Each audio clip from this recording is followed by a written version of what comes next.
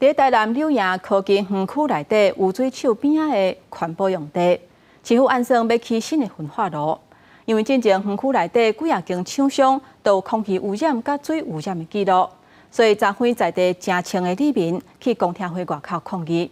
市府讲，因为地方也是有真侪疑虑，在无共识，地方嘛无同意进程，是袂阁继续来推动。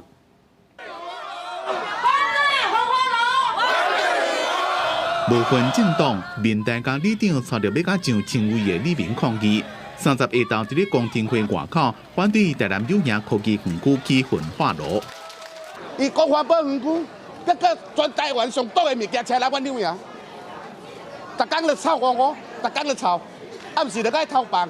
阮刚下区已经差不多有15支迄个烟筒啊，即摆佫增加这焚化炉嘛，这颗烟筒遐颗嘛，这海沙乡拢着阮这两里。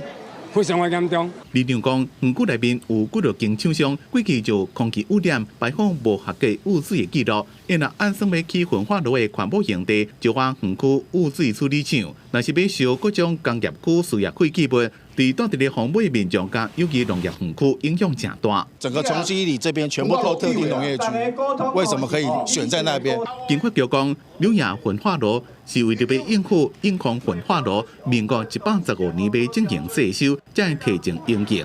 这嘛只敢若通过勘查，也未定案。